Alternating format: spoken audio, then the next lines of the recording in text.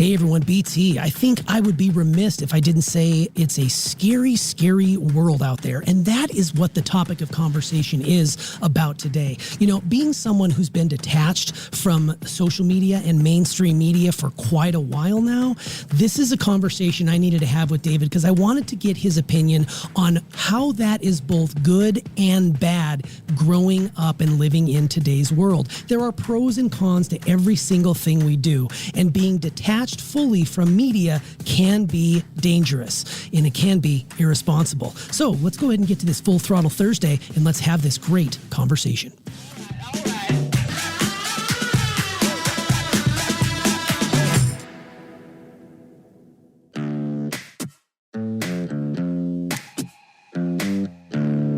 Successful people learn how to make their mind work for them. I'm David Nagel, and this is the Successful Mind Podcast.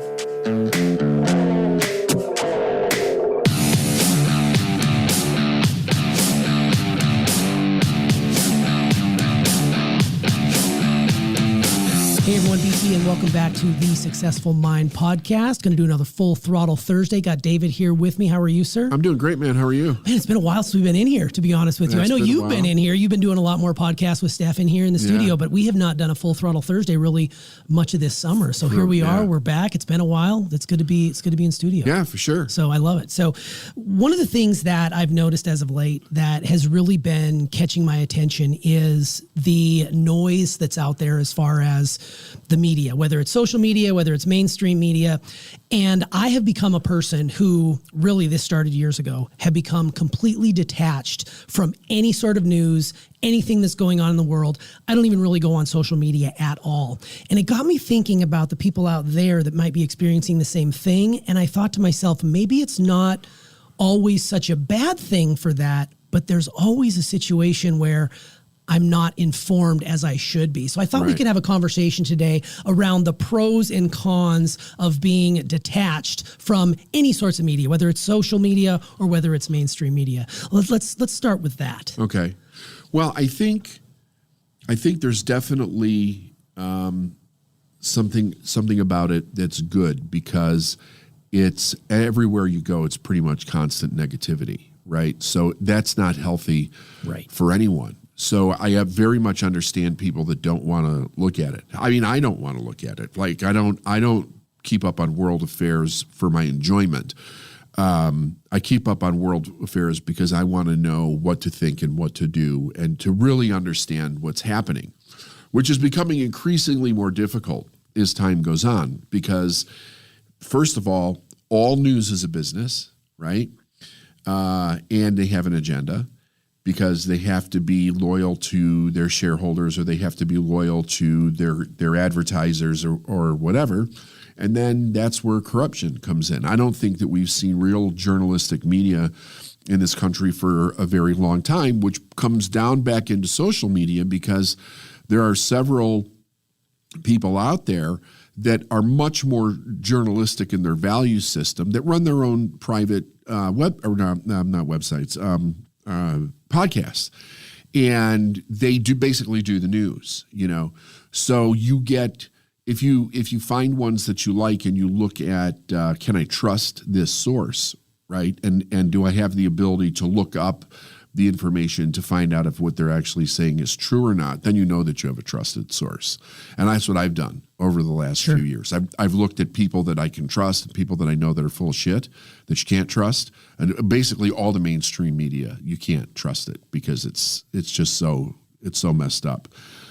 Which is so interesting because, going back to my childhood, like the news, whether it was the Dan Rathers or the Ted Koppels or the Peter Jennings, like they were a trusted source because that was where all of the news went. It wasn't anybody who had a laptop there was could only go. 3 stations. Exactly. So more became just crazy. Right. And when you have all these different sources, the journalistic integrity definitely took a back seat. It was no longer, it was, if it bleeds, it leads. If it gets clicks, it's going to sell. So we'll fabricate. I can't think of how many times I've clicked on something just based on the headline and then realized that had nothing to do with what that headline was, but it got me to click. Right. So that's the time we find ourselves in. But thinking back when I was younger, I mean, whether it was newsprint or whether it was, the Weekly Reader we got in elementary school, or whether it was, the local news, that was where you went for your news because there was nowhere else to get it. Now you've got, people use Twitter as their source of news. They use, YouTube as a search engine for their source of news.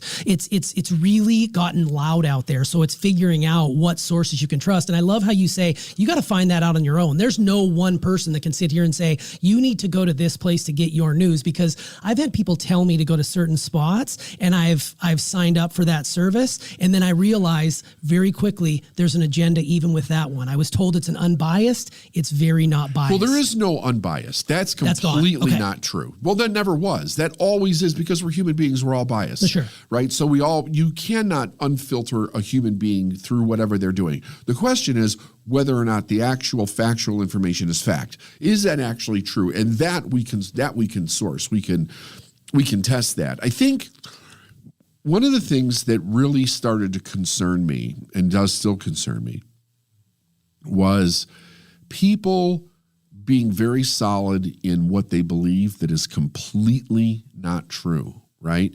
And the way that this has happened is that you get the media blowing one direction about some topic, and they're doing it loud and with a tremendous amount of fear.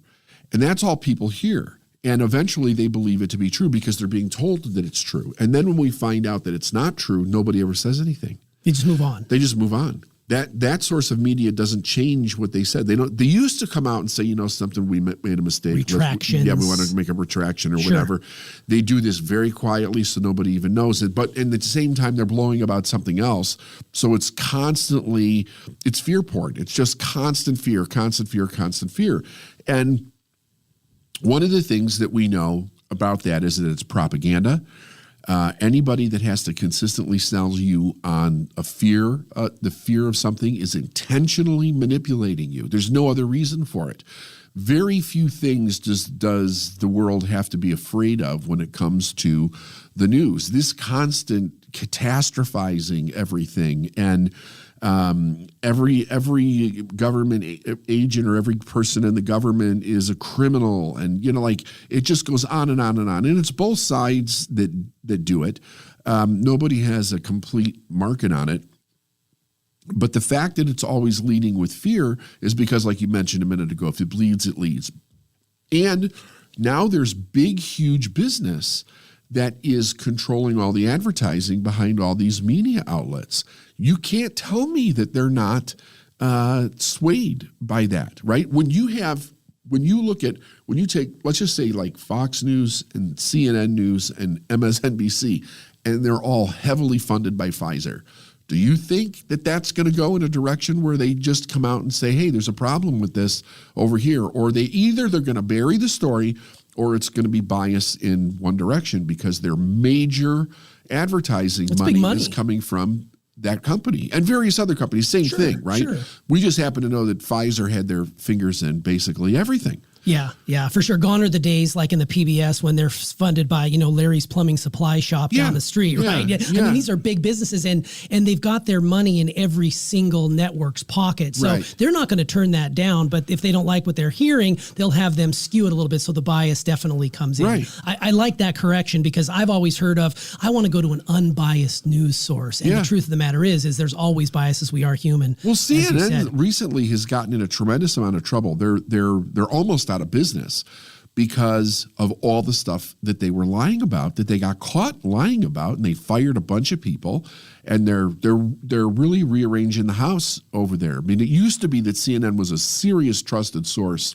of news back in the day, but they went completely political and rogue, and they just started pumping out they were creating the news. They weren't reporting it. Yes, that is a big issue. And one of the things we talked about briefly before we came on air was you did talk about how those seeds are sown, not just recently, they've been sown for decades leading up, because you talked about how, it takes several generations for you to get to this level of dysfunction, if you will, in our country. This isn't something that just happened in a pre-COVID world. Would you mind talking about that a little bit? Because I thought it was fascinating with what you were saying about how people right now, this is the generation of kids who were, from the 50s and 60s who are now in power in this country. It's fascinating to me. So one of the things that I stumbled across by accident was, well, first of all, let me lay this premise out first. Think about all of the derogatory ways we have been told to look at the police over the last few years. All the racist stuff, all the defund the police, all the police violence, all this stuff. And it's been very, very heavy for the last couple of years. So I was looking at something on YouTube, and an old clip of Dragnet from the 60s popped up, and I was like, check Love this out. that. I used to see this when I was a kid. Yeah, right. So I'm like, just do a little splurge, and I clicked it. And the cool thing about, people probably don't remember this, but there were two shows in the 60s and the 70s. One was Dragnet, and the one in the 70s was Adam 12.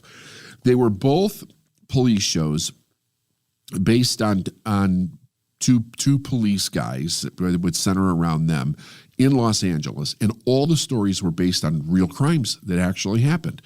That Jack Webb started that back in the 50s when Dragnet was a radio show, right? It was all based on Los Angeles police stories. That's right. Absolutely. They used to say at the end of the show, everything that you see is true. We've changed the name to protect the innocent. Gotcha. Right? And they did it on both of those series. And it's almost a 30-year span. It's a good 20-year span, I think, with both of those series. So anyway, I watched a couple, and all of a sudden I started to notice something that was like, it grabbed my attention. It was so stark that I was like, what am I actually seeing, right? Now let me just kind of lay the foundation for this. The last time I watched these shows, I was a kid. Right? It was the early 70s. And I'm a little kid. I don't know anything. I don't know what police officers are so cool. Yeah. I realize I'm watching these shows, and because it's the police, the police are interacting with the public. And I'm watching every episode that has to do with the police and college students is extremely degrading. Like all the different names that the college students were calling the police: fuzz, the pigs, the Gestapo, harassing the man, don't you guys have anything better to do? And it wasn't just one show. Because when I saw this the first time, the dialogue that they created for it was almost exactly the same as what we're hearing today. It was too uncanny that it was the same thing, right? And I started thinking to myself, this is coming from, because it wasn't with every episode. If they did an episode where an old lady was speeding, or maybe there was a robbery in a store, right? It didn't have this derogatory theme toward the police. It was what was happening on the college campuses at the time, right? Now, I remember that was the view back then. I remember hearing those words.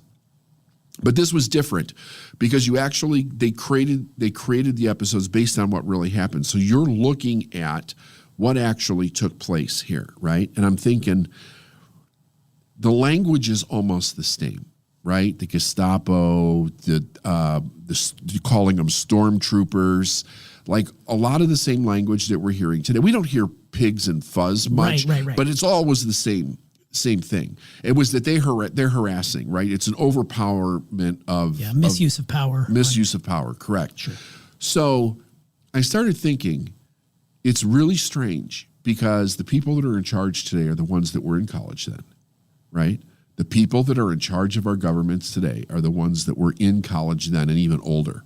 So I thought, I guess I just didn't realize that this issue with the police, with the same kind of language, has been going on for at least 50 years. Right. So I started looking into it a little bit. Because one of the things that has people very concerned today is all of this idea of wokeness and the craziness that's happening in our society. It's coming right out of our educational system, right? It's coming out of the academic system. I mean, they're changing the history. They're putting in all kinds of crazy things. People don't know how to think when they get out of school. And I thought, how far back does this have to go to change literal generations of the way people think? It goes back at least to the 60s and the 50s. Sure. At least. It had to start somewhere before that. I remember you and I talked about the communist stuff that was going on in Hollywood. In 20s, right? With the blacklists and all this kind of stuff. But when it actually got changed within the educational system, I'm not sure. But I can tell you this.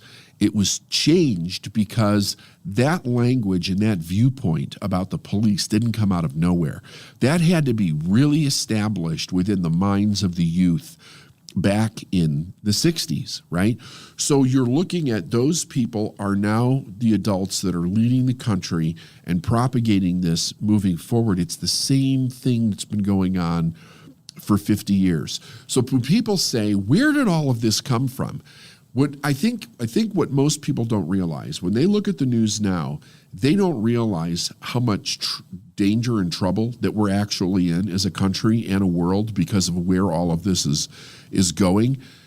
We've never seen anything like this before. So the majority is like, I don't want to pay attention to it. They don't even know. I mean, even if you look back to like the Civil War, only 30% of anybody cared about what was actually happening back then. It wasn't like this big uprising, in the United States. I mean, it was only 30% that really cared about which way the direction of the company was going. Everybody else couldn't be bothered. They just didn't want to have anything to do with it. And it's pretty much the same today. Most people don't want to be involved in this constantly every day. And I think one of the things is because nobody knows what to do. Right. We have no There's no answers. What do you do? How do you change this? All this is arguments. All this is disagreements. All it is intense drama, except today you've got people are dying because of it, right? I mean, people died because of COVID, because of the information that nobody knew what information was right or wrong. People are going to jail over it. The direction that we're headed in a country is like take everything away as much as they possibly can, but nobody knows what to do about it. And then it's the demonizing of the right and the left consistently. So you don't know what's true and what's not true. So the idea is that I totally understand why people don't want to look at it, yet there's a problem, because if you don't pay attention to anything, when it starts to happen, you're not going to know what's actually taking place. So you won't be making educated decisions at all. Not that anybody can make a perfect decision around this, but at least if you would keep up with the major events that are going on and then do your homework to find out what's true and what's not true, because you can do that. We have the internet today.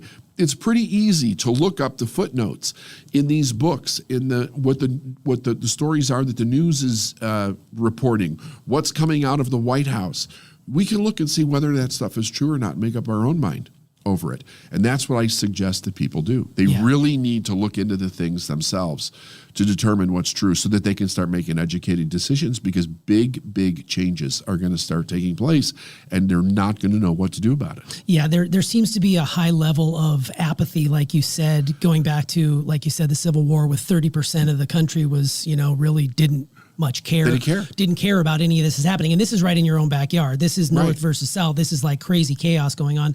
It's happening in our country now. And the apathy, and maybe it's just because I'm so far detached myself, because what you were just talking about is exactly where I find myself. I don't necessarily bury my head in the sand, but I get a daily email that's got a few headlines. If I want to click, I can click. It gives me a little bit of the news. But again, like you said, even that's biased and pushing towards a specific agenda. But it makes me wonder, like when I was in college, it was college campuses were really charged with political activism, like get out and vote, rock the vote, make sure you have your voice heard. Yeah, always have been.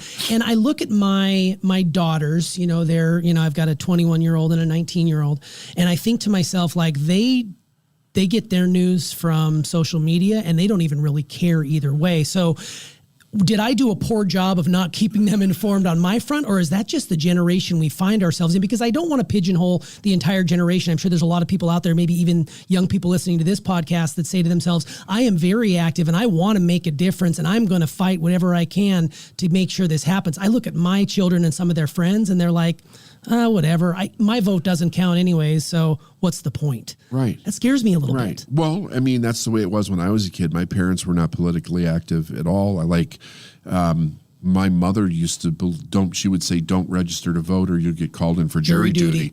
Right? It's like, that's really what you're going to teach your kids. Now, I didn't know, but when I was a kid, I didn't understand the consequences of that, right?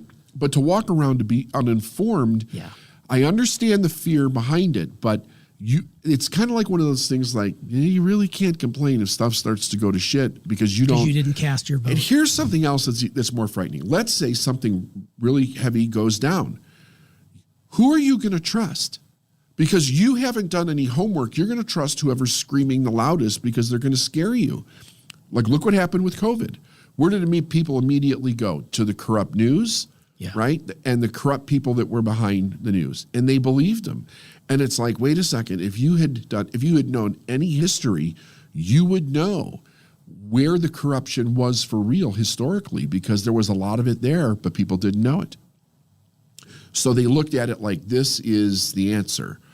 Whatever a person was, because they didn't know. So they were like, whoever was screaming the loudest, whoever was saying the loudest, whoever you thought was sending you facts and figures, that's just what you believed. But you had not established anywhere to go to look for the truth, because you don't want to watch the news anyway. So why would you do that? You just believe whatever it is that they're telling you. And there's big, huge changes coming in our world. Big, serious stuff is happening. And it's happening right now. And for those that don't want to know, when it affects them, and it's going to affect everybody, you're not going to know where to get the news to make the correct decision for yourself. And at that time, you may be so numb to it anyways that you just go along with the rest of everything. You might be completely fucked. Yeah. You might be completely fucked. What if they come and they take, all of this stuff that they're doing with the government with the taxes, what if they come and take your stuff? But you're not prepared. So you haven't put your money in the right place. You haven't protected yourself financially. And they come and say, you owe this much. Give us it, or we're going to make you sell your house or whatever. Seize any assets. Yeah, absolutely. So, it does paint, a rather like bleak picture. So how do you, if being informed, how do you stay positive in those moments? How do you look at it? I know there's people out there who are looking to maybe have children, and then there's other people who are like, I'm not bringing children into the world. That's crazy. And even Steph and I have had this conversation. Like, would we have had kids if we were just getting started with our family right now? Like, how do you stay positive when everything around you seems like is being systematically dismantled to meet some sort of end where everybody is just the same? I feel like we're just getting to the place where everybody is going to be exactly in the same boat, which sounds almost as if it's another country. I don't think everybody's going to be in the same boat. No, I don't. I don't know how it's going to shake out. But the thing that concerns me is, where do they historically attack people, where they're the weakest, right? So my concern is that the weakest among us, the uneducated, the people that are not prepared, the people that are not keeping up to date on what's going on, things can be taken away from them very easy. It's going to be much difficult for the government to take money away from big multi-million-dollar companies, right? That's not an easy. That's not. I don't care how much they go after you. That's not going to be an easy fight. But to go after the little guy, which they say they won't, but that's always what they do, right? Those people are in big trouble, right? And if you look at like the World Economic Forum, and they're like, in 2030, you're not going to own anything and you're going to be happy. And they're seriously trying to make this happen. They're seriously trying to make it happen. So you asked about how do you stay positive. First of all, I think we need to wake up that we're in a different time than we were in the 50s, the 60s, the 70s, the 80s, even in the early 90s. I think we were living in a bubble of the way that we created the world, where it wasn't too good and it wasn't too bad. We lived in a place where everything was relatively safe, and stable in a way. There was a comfort right? to it, yeah. There was some fear stuff out there, but Sure. if you could ignore it and have it not, I mean, if you ignored the Cold War, unless you listened to it, it didn't really affect us that much, right? But now it's different. Now it is actually affecting us. COVID came in and touched everybody. It's like it woke people back up. You're not, the world you would love to believe exists really doesn't exist, right? There is no safety out there. It doesn't exist. It's constantly changing. And historically, countries have failed over and over and over again. Like there has never really been a long-term stability for any one people in throughout time, throughout history. It's always changing. Who's in power, who's not in power. The thing is that 250 years ago or whatever it is now, we established a country. We were trying to make it a completely different place to live. But that doesn't mean that exists anywhere else in the world, right? What we forget is that there's other people out there that don't want us to live this way. And what do you do when those people get in your own government, right? They don't want you to live that way. They think that you're harming the environment and you're selfish. And, the whole idea behind communism and socialism is to take everything that you have and spread it out amongst everybody else. So you can't have any more, and you're going to live the way they tell you to live. And we would like to think that's not possible. But there's a concerted effort to make it possible that we're always fighting. We just have been distanced from it for a long period of time, but it's getting closer. That dog's barking at the door. And I heard something that this was a while back, right? And I remember the first time I heard this, and it made a lot of sense. And the sense was basically this. Once they take your rights away, you ain't getting them back. Sure. Right? Because you need those rights to be able to protect the freedom that we have. Without those rights, you can't protect it, right? And if you really think about that, you'll realize how true it is. If they criminalize free speech, which they have in many ways, most people don't know that because they don't pay attention to what the stuff the White House is putting out. They've criminalized free speech in many cases. They're controlling speech. We have the basic definition of fascism is the idea that the government and big business dictate the world. And what's happening in the United States, it's government and big business. They get to say what you can say and what you can't say. If this gets a little more on their end, you won't be able to say anything because they'll stop you or arrest you or they'll completely destroy your life. Yeah, it tips the scales. Even conversations like this are bordering right on that. They're dangerous. Absolutely. They're dangerous. It's a dangerous conversation. To me, that's the scariest thing of them all because, I was raised to be able to speak my mind, freedom of speech, freedom of press. You and I have never had to worry about that in our lifetime. Yeah. We've never had to worry about it. You have a platform here with which you can speak to mass amounts of people. And because of that, you could be deemed a threat. Well, we've already had, I try to stay out of that world on our podcast for the most part because we're a business podcast. So we try to work with mindset.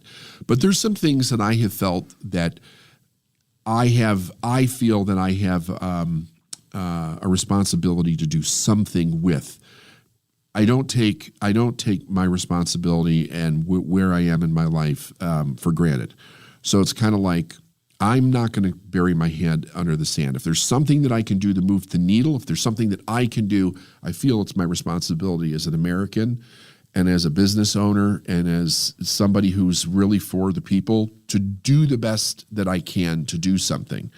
And when I've done that, we've had, certain platforms remove our stuff. Right. Yeah. Right. This might get removed. This conversation might get removed based on what we talked about. Very well it might could. be shut down or demonetized. Yeah, you're very much a trusted voice for our listeners, of course. And, we try to stay as middle of the road as possible. But it is important for people because as I'm sitting here and you're telling me all these things about what's going on, I can feel in my mind fighting to go and bury my head in the sand. Yeah. I can feel my natural instinct is to just run and pretend as if it doesn't happen instead of facing it head on. And I think that's where that's where your coaching and conversations like this help people to really wake up. Like COVID was a definite wake-up call. It affected the entire world as we know it, and the world had changed, or we believed the world had changed, but the reality is it had changed long before that, if you go back and study history like you mentioned. So I think to sort of end this and to put a bow on this, one of the, you recently did a sort of a YouTube teaching video titled Coach Answers Your Most Asked Questions, which by the way is one of my new favorite things to watch on YouTube. Okay. If you haven't been over to YouTube,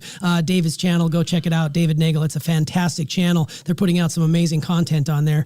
And you're just basically answering questions from people. And one of the questions that came through was, how do you stay up to date on the world when you don't want to be sucked into the chaos? And that's why that was sort of the motivation for me to have this conversation, because we do live in a chaotic world, but that's not new. It's always been chaotic. We were just living in a certain comfort bubble. And now that bubble is sort of bursting all around us, and we can either push back and see what we can do, or we can kind of just give in and follow the masses wherever they may lead. So I think as you stay up to date, I love how you talked about find your sources and do your homework. Yes. Use your footnotes, use the research that other people have done, and formulate your own opinion. I think that is probably the most valuable piece of information that came out of this. Yeah. Yeah. I check certain headline news every day, where I just get the rough outline of what's going on in areas that I'm paying attention to. But then what I've done is I've sourced, and this is mostly podcasts. I'm not in the mainstream news cycle anymore. I've completely given up on them. I don't trust a freaking word that they say. Sure. So, and because they've lied just constantly. They've been caught multiple times. And they spin constantly. I don't have time to waste there. A lot of the reason why I pay attention to the news is because I have to know how to consult businesses to make smart decisions based on what's happening with the economy, what's happening politically, what's happening with COVID. I mean, these things affect all of our customers in a big way. So I have to know what's going on so I can tell them, do this or don't do that, or don't worry about that. That's complete BS, right? So what I've done is I've picked sources that I can trust, and I continually check on the validity of the story that they're telling. And I also pay attention to how much bias are they actually bringing to something. A little bias is okay, I get it, right? Because everybody's going to do that to some degree. But not to the point where you're changing the facts, right? So I think and I'm not going to tell you which ones I use because I think that's inappropriate. I don't want you to believe me. I want you to go always source for yourself and determine what you want to believe and what's going to work for you. Because we can't afford to be blindly led.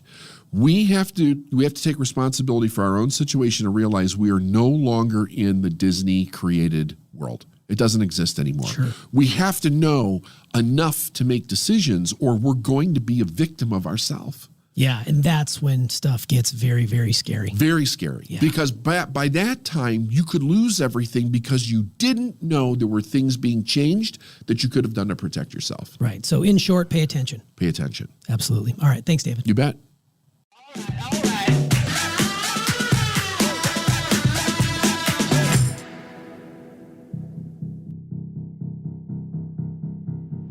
Well, there you go, everyone. The pros and cons of being detached from all types of media. You know, I'm guilty as charged right there. Social media, mainstream media, I just don't participate. And it's got me thinking maybe that's not the best method. I do need to be kept up to date on what is going on. And I do need to do the research to find my own sources. We'd encourage you to find your own sources as well. And hopefully you took a little something away from this conversation. Do us a favor, leave us a comment down below. Let us know what we got right, maybe what we didn't get right. And of course, subscribe to the channel and ring that bell so you get notified every time we put out amazing content. David and our team here have been putting out great content all around all manners of things, and I think you'll really benefit from it. So make sure you do that subscribe, ring that bell, and come back and check us out on the next Successful Mind podcast. We'll see you soon. Pay attention.